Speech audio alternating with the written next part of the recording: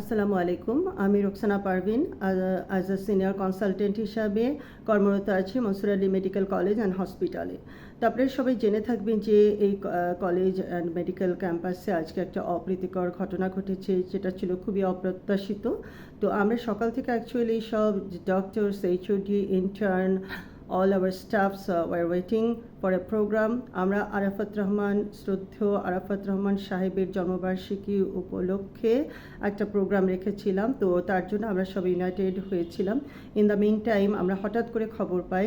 তার আগে বলে রাখি, এই কলেজের গভর্নিং বডি সংক্রান্ত একটি ইস্যু, যেটা কিনা বিচারাধীন আছে আইন আদালতে। তো যেটা হচ্ছে যে ঢাকা ইউনিভার্সিটি কর্তৃক একটা চিঠি ইস্যু হয় এবং চিঠির ইস্যুর পরিপ্রেক্ষিতে একটা রিট করা হয়েছে, ওটা হচ্ছে বিচারাধীন আছে। তো আমরা একেবারে প্রিপেয়ার ছিলাম না। হঠাৎ করে প্রতিপক্ষ একেবারে গেট ভেঙে খুবই অপ্রীতিকর একটা পরিস্থিতির সৃষ্টি করে। তারা কলেজ ক্যাম্পাসে ঢুকে পড়ে। তারপরে তো আপনারা দেখেছেন আমাদের আইটি সেক্টরটা ভাঙচুর করা হয়েছে এবং সব কিছুই হচ্ছে আপনার তাদের একটা কি বলবো, এটা মব আই থিঙ্ক, বিকজ আমি ফার্স্ট আই ওয়াজ দেয়ার। এবং আমার যেটা মনে হয়েছে যে আমরা প্রত্যেকেরই বোধহয় উচিত যে আমাদের অনারেবল প্রাইম মিনিস্টারের সেই স্তুতি বাক্যটা, সবার আগে বাংলাদেশ, এটাকে ফলো করা। আর আরেকটা ব্যাপার, আইনের প্রতি শ্রদ্ধাশীল হওয়া। আমরা প্রত্যেকে শিক্ষিত, সচেতন এবং অত্যন্ত রেসপন্সিবল জব করি, প্রত্যেকটা প্রফেশনের সঙ্গে জড়িত। আমরা শিক্ষিত সচেতন লোক যদি আইনের প্রতি শ্রদ্ধাশীল না হই, তাহলে সাধারণ লোক কিভাবে শ্রদ্ধা দেখাবে? আমরা যদি একইভাবে একটা প্রতিষ্ঠানে এভাবে ঢুকে অনাবশ্যক অযাচিতভাবে ঢুকে আমরা যদি একটা জায়গায় মব করার চেষ্টা করি বা একটা সিন ক্রিয়েট, অপ্রীতিকর অবস্থায় সৃষ্টি করি, সেখানে লাস্ট ফ্যাসিস্ট সরকারের সাথে আমাদের কিন্তু কোনো ধরনের পার্থক্য রইল না। আমি আবারও বলছি, আমাদের টার্গেটটা কি? একটা ফ্যাসিস্ট মুক্ত দেশ গড়া। আমাদের অনারেবল প্রাইম মিনিস্টার সবসময় কিন্তু সেটা বলেন যে সবার আগে বাংলাদেশ। উনি এসে কোথাও কোনো ধরনের দখলবাজির রাজনীতি করেছেন কি ব্যক্তিগতভাবে? উনি যদি করে না থাকেন, তাহলে দলের নাম ভাঙিয়ে কতিপয় লোক কী কারণে এ ধরনের অডাসিটি দেখাবে? আমার একটাই কথা, আমরা প্রত্যেকে জাতীয়তাবাদী পরিবারের লোকজন এখানে ছিলাম।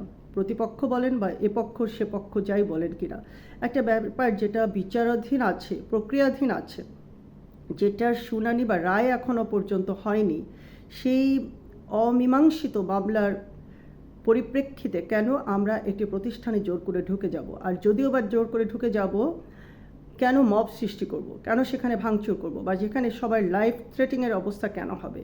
প্রশ্নটা আমি আপনাদের কাছে রেখে যাচ্ছি, উত্তরটা আশা করি দিবেন। আসসালামু আলাইকুম।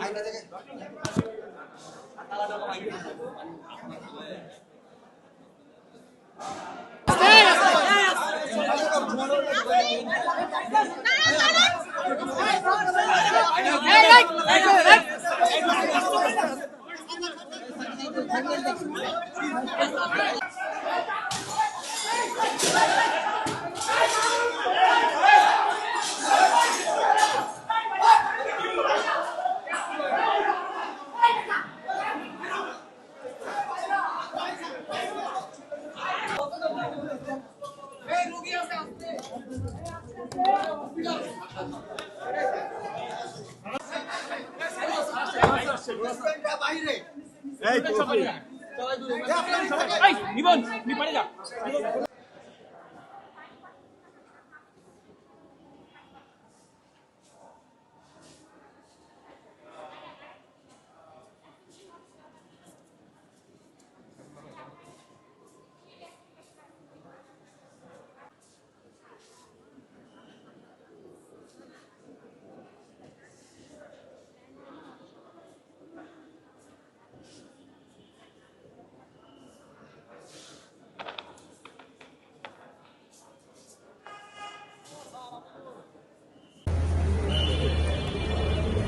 ঢাকার নিউজ এখানে হবে জানেন আপনি? ঢাকার নিউজ এখানে হবে।